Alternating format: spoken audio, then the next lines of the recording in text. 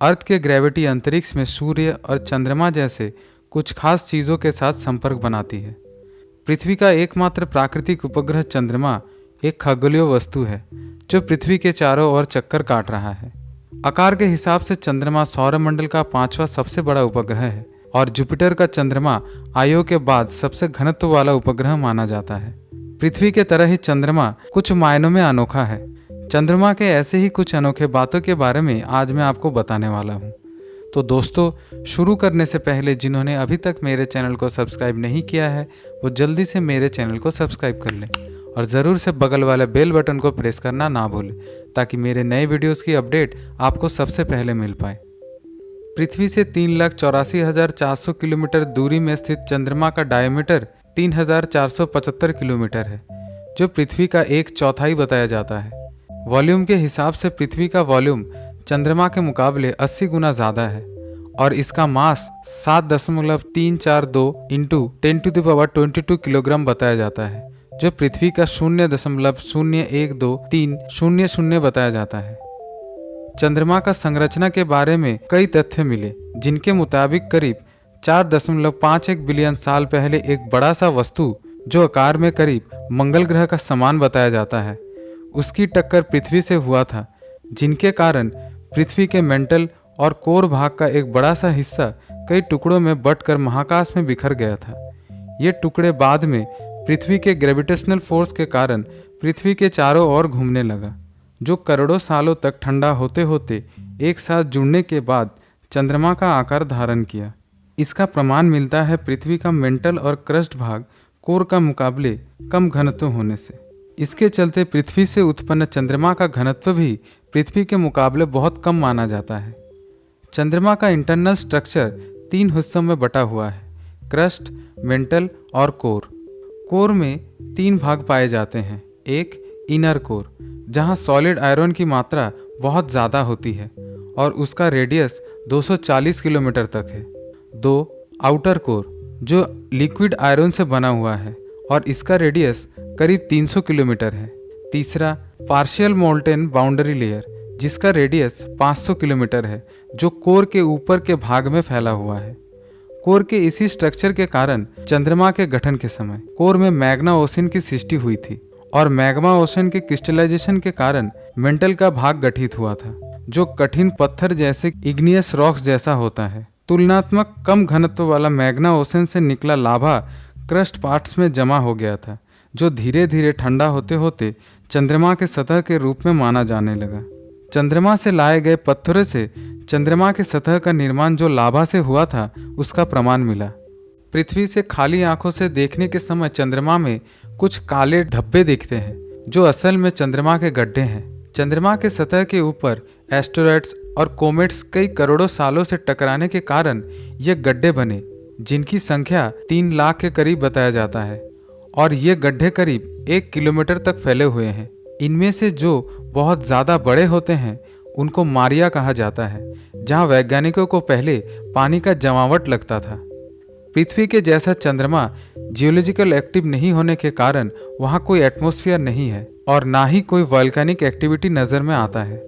इन कारणों के वजह से चंद्रमा का सरफेस कभी परिवर्तनशील नहीं होता और गड्ढे हमेशा से एक ही आकार में रह जाते हैं।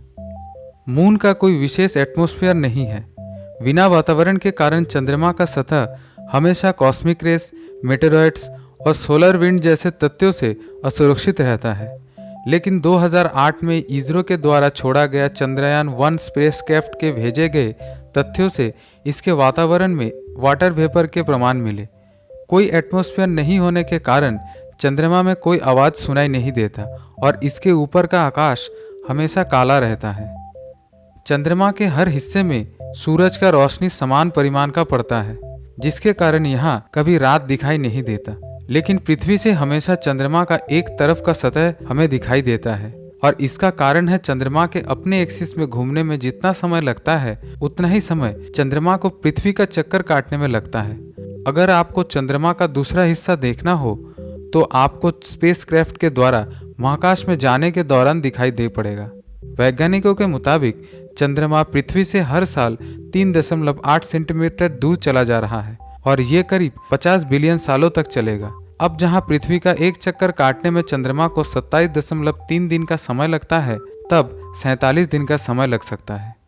हम नदी, समुंदर या फिर ओशंस में जो ज्वार और भाटा देखते हैं, वो मून के द्वारा पृथ्वी के ऊपर ग्रेविटेशनल पुल के कारण होता है। असल में दो बल्जेस यहाँ काम करती है। एक, पृथ्वी का जो भाग चंद्रमा के सामने होता है, और दूसरा वो विपरीत भाग जो चंद्रमा के तरफ नहीं होता है।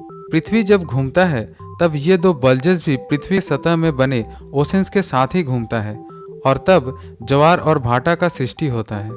पृथ्वी के मुकाबले चंद्रमा में किसी भी चीज का वजन 1/6 या फिर 1/6 भाग होता है।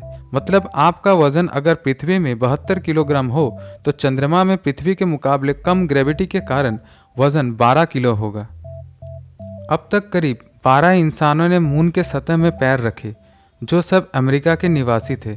1969 में अपोलो 11 मिशन के तहत नील आर्मस्ट्रांग ने पहले बार चंद्रमा के सतह में पैर रखे, और फिर 1972 में जेन शर्मन ने रखे, जो अपोलो 17 मिशन के तहत वहां पहुंचे थे। हालांकि 1959 में सोवियत यूनियन का लूना प्रोग्राम के तहत छोड़ा गया लूना 2 स्पेसक्राफ्ट चंद्रमा में उतरने वाला पहला रोबोट था। चंद्रमा में कोई सटीक वायुमंडल ना होने के कारण तापमात्रा बहुत ज़्यादा अस्थिर होता है, 123 डिग्री सेल्सियस और -233 डिग्री सेल्सियस तक पहुंच जाता है। मून में भूकंप होने का भी प्रमाण मिला, जो पृथ्वी के ग्रेविटेशनल पुल के कारण होता है, जिसे हम मून क्वेक्स कहते हैं। वो सतह के नीचे वाले हिस्से में होता है। इससे सतह में कई दरारें भी पैदा होती है। ऐसा सुना गया है कि 1950 में कोल्ड वॉर के दौरान यूएसएसआर और अमेरिका के बीच जब तनातनी चल रही थी, तब अमेरिका अपने सैन्य शक्ति का प्रदर्शन करने के लिए प्रोजेक्ट A119 के तहत चंद्रमा में एटम बम फोड़ने की तैयारी में था। जब चंद्रग्रहण होता है तब पृथ्वी सूरज और चंद्रमा के बीच आ जाता है। उस समय पृथ्वी का साया चंद्रमा पे पड़ता है, और सूर्य ग्रहण के समय चंद्रमा पृथ्वी और सूरज के बीच आ जाता है। तब चंद्रमा का साया पृथ्वी के ऊपर पड़ता है। अब तक कई मून मिशंस के बावजूद 1972 के बाद पिछले लगभग 41 सालों से कोई इंसान चंद्रमा के सतह में नहीं गया। लेकिन हाल ही में नासा अपने अगले कोई एक मिशन के तहत 2019 तक फिर से चंद्रमा के सतह में इंसानों को भेजने की तैयारी कर रहा है। दोस्तों, माना जाता है कि आज के मोबाइल फ़ोन में जितने कंप्यूटिंग पावर हैं, वो अपोलो 11 मून मिशन में इस्तेमाल किए गए कंप्यूटर से भी ज़्यादा है। पृथ्वी के जैसा ही चंद्रमा का आकार थोड़ा सा अंडा जैसा है, लेकिन खाली आंखों से हमें इसको गोल जैसा दिखता है। अब तक चंद्रमा के सतह में करीब 6 झंडे लगाए गए थे। उनमें से अभी 5 खड़े हुए हैं, और झंडे का रंग रेडिएशन के कारण फीके पड़ गए हैं। चंद्रमा को इंसानों से पहले कछुए ने परिक्रमा किया था, जो रशियन स्पेस प्रोब के तहत परीक्षा के लिए भेजे गए थे। वैसे तो हमारे पृथ्वी का एकमात्र प्राकृतिक उपग्रह चंद्रमा के बारे में जितना जानेंगे उतना ही हमें हैरानी होगी, और जितना समय बीतता जाएगा उतना ही हमें चंद्रमा के नई चीज़ों के बारे में जानने को मिलेगा। एक दिन ऐसा भी आएगा जब हम चंद्रमा के सतह में अपना मानव बस्ती भी बसा सकें। जो चंद्रयान 1 के द्वारा पाया गया लूनर पोल्स में लूनर वाटर के खोजे जाने से उम्मीद लगाया जा रहा है। तो दोस्तों, चंद्रमा का ये सफ़र आज यहीं ख़त्म होता है। आज का ये सफ़र आपको कैसा लगा वो आप मुझे नीचे कमेंट बॉक्स में लिख के बता सकते हैं, और अगर अच्छा लगे तो लाइक और शेयर करना ना भूलें।